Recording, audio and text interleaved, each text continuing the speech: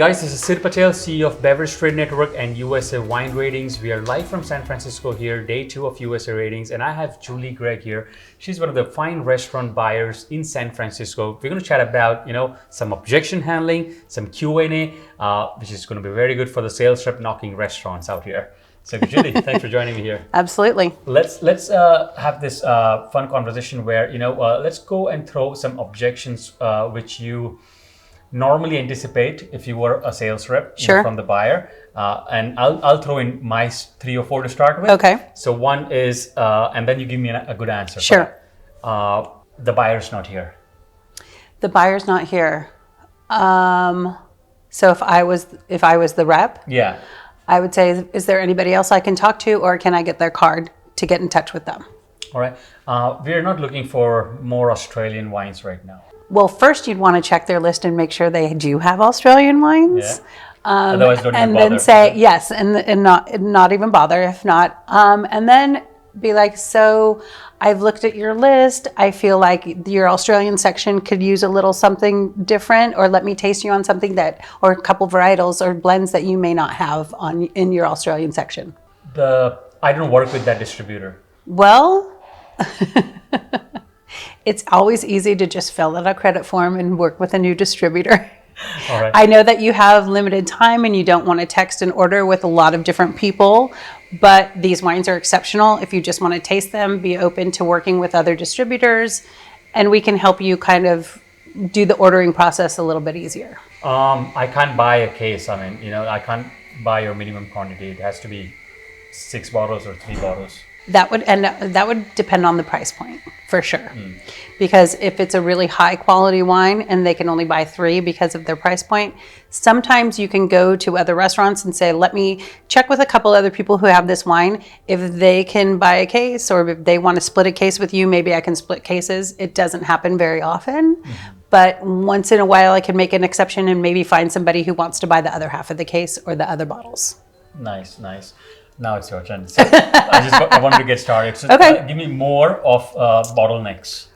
Bottlenecks. Meaning problems or objections. So in my business, first of all, pop-ins are the worst unless you're there to have lunch, and maybe I can maybe make time for you, but pop-ins are the worst. Always make an appointment if you can. At least email that person. If you want to go in for lunch, you have a couple bottles, maybe the person can have time for you, maybe not, but pop-ins are really hard. You have to respect people's time. Yeah. So can they just come in and say, because emails, as you know, we don't reply. Buyers, sure. Normally it's very hard to get. Sure. So can I just come at 11 o'clock and say, can I come and see you? I just want to make an appointment. That's why I'm here. Absolutely. Okay. Absolutely. You can pop in to make an appointment. All right. Take my card, take the person's card, at least get a face feel for sure. But pop-ins on 90% of the time, really inconvenient. Point taken. Explaining a wine to somebody that already knows the wine. I call it, as a female in the business, I call it the mansplain. Yeah. So for me, I'm an Italian wine specialist. When people come in and they try to explain what the varietal is or what the blend is, and I try to pop in a couple little things like, I know the family, I've been to the property, but they're not listening to me and they want to keep explaining when I don't have a lot of time. And it's like, I've tried to give you these key little phrases. True. You need to listen. So listening is just as much as giving your spiel. You got to come straight to the buyer's knowledge wavelength when you're doing Absolutely. Absolutely. And do your due diligence. Look at their list. Say, by the way, I have a couple wines. I was noticing in this region of Italy, or in this area of California, or this area of Spain, or whatever, you're missing a couple little things, or maybe you're not missing them, but let me try you on them because maybe it'll round out your list a little better. Let me bring you these wines that's going to help your list get a little more well-rounded. Something like that, or something you don't have, or something new, or there's in Italy, there's 2,500 varietals. So there's always something new, which is fun and exciting. But you want people to respect your time, your knowledge. What about, do you ask them, is it selling in my next door restaurant? Is it selling in the next wine store? Is it a good or bad? How do you ask that question? I used to be very particular about retail. Okay. So if I was going to put something on by the glass, I didn't want it in Bevmo or Trader Joe's or things like that.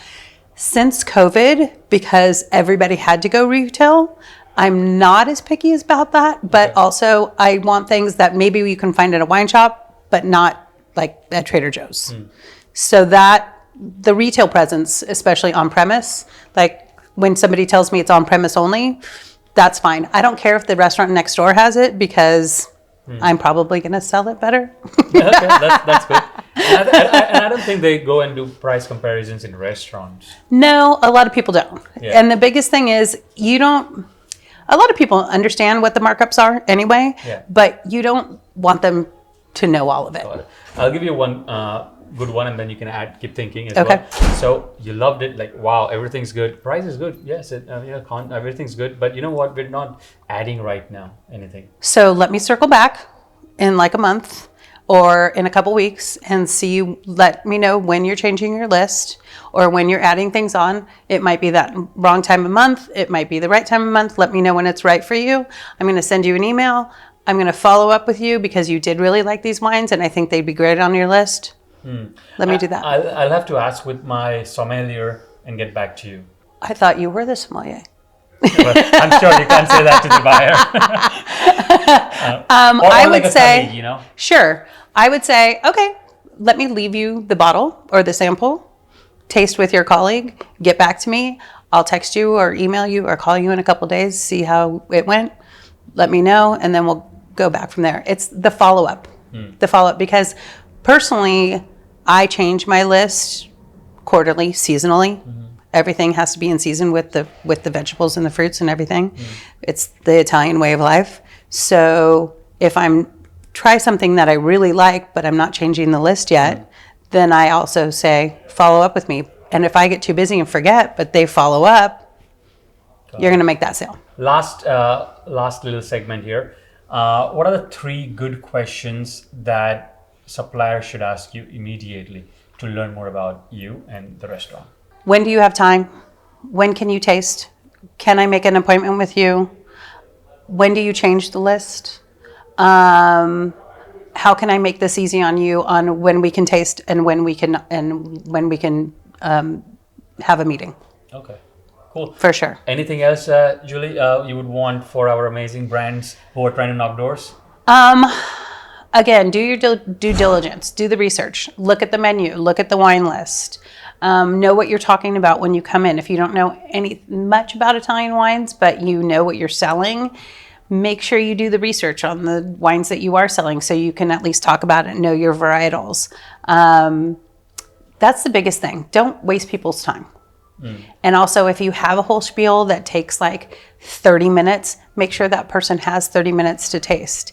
And also, listening. So if they know the wine, you don't have to do the spiel, even though you've studied it and you know it. Listen to what they're telling you. So I think listening and paying attention to the buyer and knowing what their list is, what their menu is, and what maybe you can offer them is going to make that sale.